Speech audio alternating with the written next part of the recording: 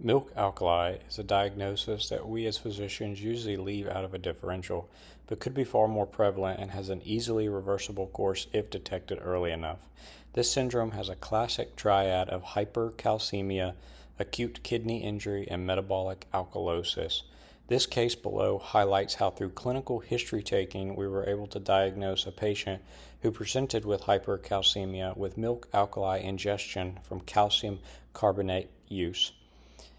Our case begins with a 57-year-old male with a history of heart failure on chronic milrinone, chronic kidney disease, and diabetes who initially presented to the emergency room for hypercalcemia from the outpatient setting. He was initially admitted to cardiology given his use of chronic milrinone, and his calcium was noted to be 14.5 that was initially responsive to initial medical management with fluids. He was also, in addition, found to have an AKI on top of his chronic kidney disease, and the cardiology service felt his calcium and kidney injury were secondary to volume loss and dehydration versus some other form of a primary or secondary hyperparathyroidism. Given that his calcium returned to elevated levels after the above initial management, internal medicine was consulted for further workup. Upon more extensive review, we realized that the patient's lab showed that he also had an elevated bicarbonate level, which is unusual given his acute kidney injury, which usually causes metabolic acidosis for most. The working differential now also included milk alkali ingestion, given that this patient did have hypercalcemia with an acute kidney injury along with his elevated bicarbonate level.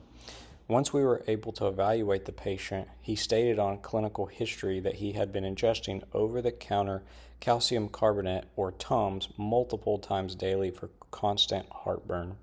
His significant other in the room also reiterated that he eats them like candy. After deducing this through careful history and his lab values, the diagnosis was very clear. With his triad of AKI, hypercalcemia, and metabolic alkalosis, with his ingestion of calcium carbonate over the counter, it was evident he had milk alkali ingestion syndrome. We instructed him to hold these calcium-containing products, and we started him on a daily proton pump inhibitor for his gastroesophageal reflux. Over the next 24 to 48 hours, with cessation of these products, he was able to be discharged as his calcium returned to normal range. Milk alkali syndrome is primarily caused by the ingestion of calcium-containing products, mostly over the counter. It had mostly been seen in the past when milk and bicarbonate were used for peptic ulcer disease, but now is sometimes seen in patients like the one that we have discussed for calcium carbonate for either peptic ulcer disease or for calcium supplement in the setting of osteoporosis. It also affects people that have underlying chronic kidney disease. What is unique with this syndrome is that it is often overlooked, as most people think of hypercalcemia in relations to parathyroid disease. However, it can lead to serious consequences if not identified, such as acute renal failure, leading to things such as renal replacement therapy. When these large amounts of calcium are ingestion, it can lead to two major pathways that affect the kidneys. One is through the effects of calcium on the afferent renal arterioles with vasoconstriction, which leads to a GFR decrease, and it can also induce natriuresis, which leads to an overall volume depletion state. The case highlights how important it is to include milk alkali in the differential for patients with hypercalcemia.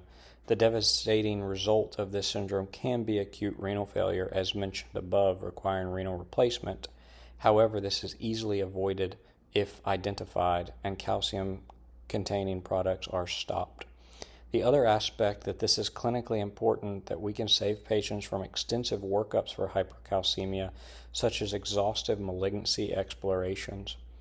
This case highlights both critical points and something we should keep on the differential when dealing with hypercalcemia.